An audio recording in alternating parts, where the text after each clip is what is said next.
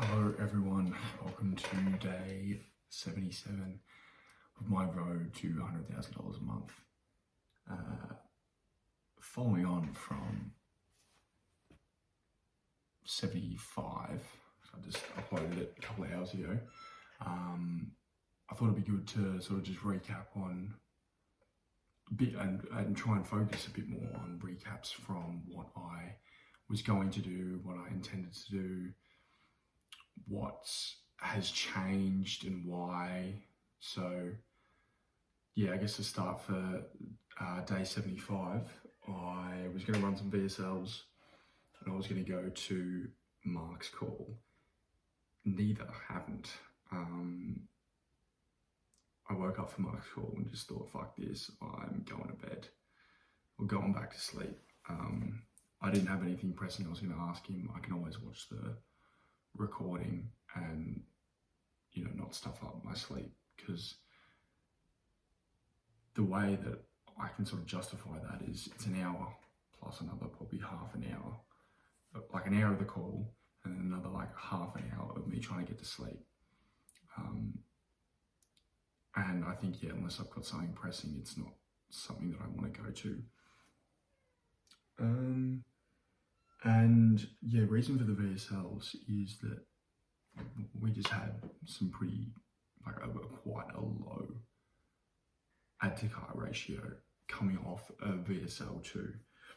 So instead of me focusing a couple of hours to test new VSLs or a VSL, my energy and time is much better served in solving the bottleneck, which at that time was the add to cart and then obviously the initiate checkout into purchase. Is that, what did I say, like 2-3%? I think I mentioned it yesterday. And so there you just need to change the offer. That's the first thing you need to do. Change the offer. I had a free gift in there and more of a percentage off, and also made the compare price a bit more reasonable. Like I went from 500 to, I think it was like 320 or 330. So my break even ROAS would have been 1.57, which is higher than I would like. But if I'm going to test extremes, I've got to test extremes. And if I get a bit of traction, I can always up the price slowly and figure out my economics, figure out a better supplier, that kind of thing. So yeah, it's not the best from the start. But anyway, we changed that. Then I had a call with my coach. He explained that my upsell doesn't exactly work and it arguably takes away from the perceived value and the perceived quality of my my main front end product, because that product, the free gift, is something that should really already be in the product itself. I don't want to obviously say too much without giving it away. Actually, no, fuck it. It's a shoe, and I was upselling. I was adding a free gift of like orthopedic insoles, and yeah, adds a bit of cushioning, massaging, yada yada. But it also kind of implies that, well, why wouldn't that be in there in the first place? Or why would I need that in the first place? So then I need to really look towards what's something else that this avatar, these potential customers are suffering from, or what have they used in the past that also they either like or has worked for them, but it's just another form of like relief or another form of solving their overarching problem. And so I've added in a second, well, I swapped it out based on my coach's advice, and gone a bit more aggressively on the whole Black Friday thing, chucking it in ads, putting it in, I didn't put it in my listicle actually, but with ads and around like the offer presentation, around like the tickers at the top, Which also reminds me, in setting up my new product launch, just in like the back end, I was using that new updated theme of that the Shrine Pro theme that I had in the zip file, and it's been sure I've caught on that it's not mine and I don't have the authentication to use it. So I don't know what's happened, but I know that it's most likely useless. So it's back to the regular Shrine. But then I also have the question of, do I spend an extra $300 upgrading to the Shrine Pro theme, or do I spend that on ads and trying to run for a new product? And you can guess where your money's best spent. So yeah, we're diving back into a relaunch. It's a bit annoying as well because I've turned off the pixel. Anyway, yeah, we're back into it. Launching for tomorrow. Ad sets at 100 Australian, which ideally it should be at 150 minimum. But yeah, I don't have too many ads testing. I think I only have 10 or 9, rather than like 15, which is recommended. No, 10, sorry, 10 is recommended. And yeah, that's kind of where we're at.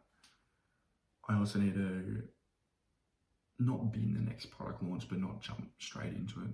I should go back to the basics and get some more products to potentially test and just sort of look around a bit more.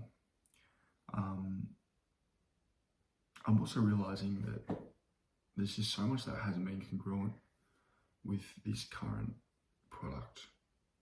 Not congruent, it hasn't been efficient in testing angles. I feel like I haven't had a strong understanding of what my competitors been able to solve problem-wise for individual people and where the potential sort of niche down angles are. And it's all in the deep research documents. I just haven't properly gone through it all and digested it all and thought, okay, like this is how we're going to break up the ads, this is how we're going to break up the VSLs, this is what the competitor runs, this is where they run, this is what angles they go for, this is what they're testing heavily. And I think that's where a good deep work session is, and a good use of my energy is really trying to figure that out and get everything out on paper and everything into like, all right, this is an ad format we can run for this, and yada, yada, yada. These are the avatars we can get in there. And yeah, whether you write that out, whether you or I write that out, or it's just sort of ingrained in my head, it's definitely going to have to be written out. But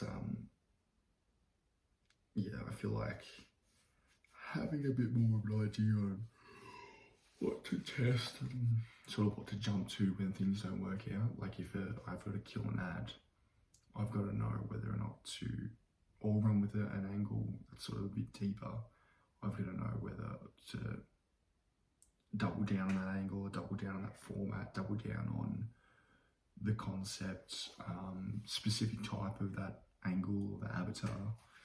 So I think wrapping my head around a broader test strategy and then knowing what I'm testing with intent is quite crucial. And like I think I've touched on this in the past, but I don't believe I've really properly had a crack at doing that. So yeah, then it just comes down to my advice yet again for anyone new to e-commerce: test products, test them weekly. It's what I wish I heard when I first started BBA, when I first started, e-com in general. Test it weekly, get your data, make adjustments, have an idea on how much you're willing to lose or spend on a product before you move on to the next one.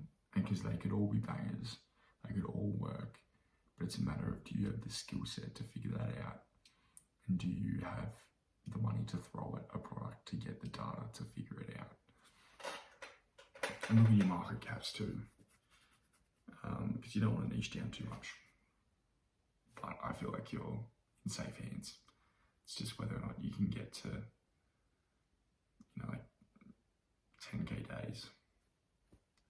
But I think if you're watching this, you're probably not there. So that's my advice. Anyway,